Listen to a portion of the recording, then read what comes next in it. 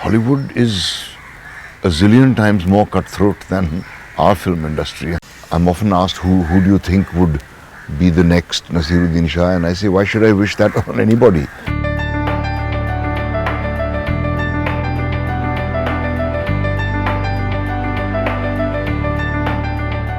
It's not important whether the topic has been touched before or not, but whether the topic is important enough to talk about. And I really felt that this is a subject which people are very little informed about. We all know about the melting ice cap and the Amazon rainforests and the climate change and global warming and everything, but this thing which is happening in our own country right under our very noses and which may begin to affect all of us tomorrow is something that we don't really know about.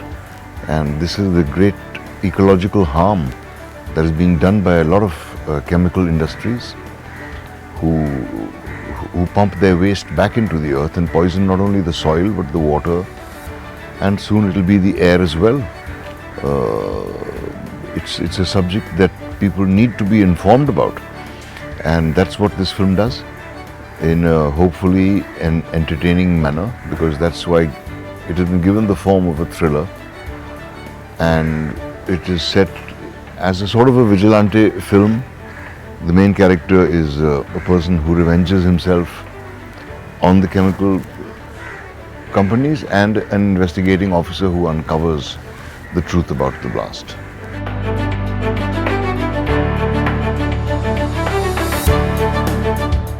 For me, it is no longer the role itself which is of maximum importance. It is what is being said through the movie that matters to me, and whether I feel that this is a movie that's going to be remembered. And one doesn't often make the right choices. I've made plenty of wrong choices in the past couple of years, more than a few. But it's fortunate that people don't remember the bad films. They remember only the good ones. So I felt that this is a film which, as I said, is important. It states the truth about our life today. It's an entertaining movie, and it's an engrossing movie, and that is why I decided to do it.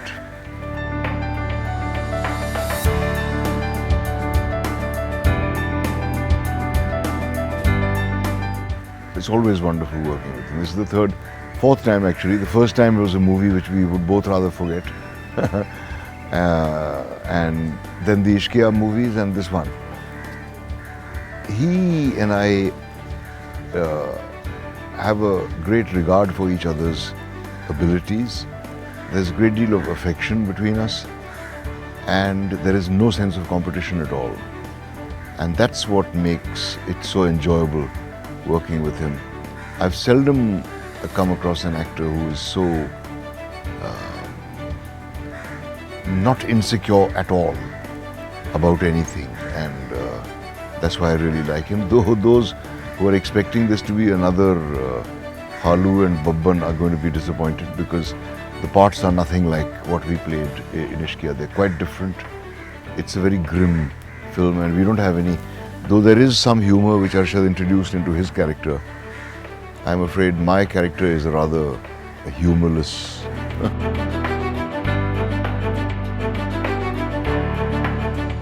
It's a moot point whether they're moving to Hollywood or whether it's going to be a short stay over there.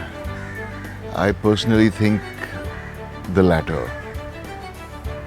I don't think Hollywood is yet ready for an Asian leading man in a regular Hollywood movie. Dev Patel is an anomaly, and he's always playing Indian characters. But the scenario is changing. It's definitely changing. Asians are more acceptable everywhere. There's Riz Khan, there's Irfan, who's done quite a bit of work. Of course, Om did a lot, and these girls who played leads and so on. But I don't think they should delude themselves that they've broken into Hollywood. Hollywood is a zillion times more cutthroat than our film industry, and the competition there is intense.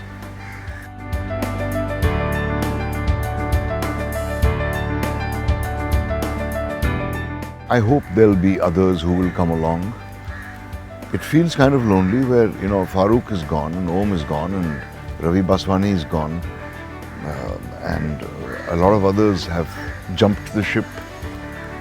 But I think there'll be another generation of actors coming along. There's Nawazuddin, there's Rajkumar Rao, there's Manoj Bajpayee, all absolutely marvelous actors who will hopefully not be clones of us, because I'm often asked who do you think would be the next Naseeruddin Shah, and I say, why should I wish that on anybody? They should be themselves. They should fulfill their own potential.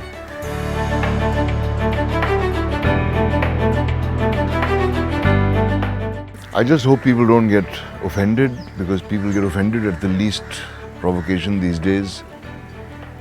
I mean, the High Court is now telling filmmakers what scenes they should delete. I think, the High Court was lecturing the censor board last year about acting like a grandmother, and now they are acting like a grandmother themselves. I mean, can't the legal world take a little bit of lampooning? Why do we have to immediately take offense? I mean, there'll come a time when lawyers will refuse to be called lawyers. A barber refuses to be called a barber. A shoemaker refuses to be called a shoemaker. I wonder what's going to happen to Munna Bhai MBBS. The doctors will probably protest. So it's reaching ridiculous proportions. Everyone knows what Jolly LLB the first one was. It was an absolutely wonderful movie, and I hope this one is a stronger hit, harder hitting, and that's probably what it is. So why should it make the legal profession insecure if they're being made the target of a few jokes?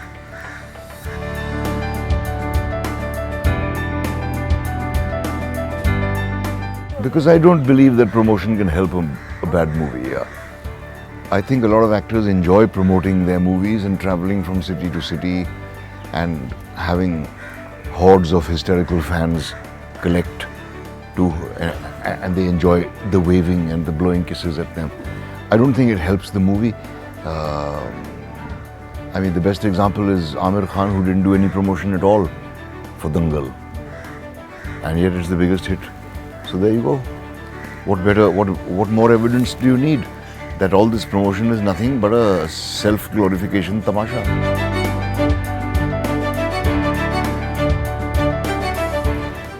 For one thing, it is my dearest wish that the audience should be able to rid themselves of this addiction to the song and dance formula. It's been too long, and I wonder when the audience will tire of it. There seems to be no sign of that happening. But there is certainly an audience who craves something else. This film is targeted at that section of the audience, and we hope they will come because it's a subject that they will appreciate, and it's a subject which is important, and it's an entertaining movie.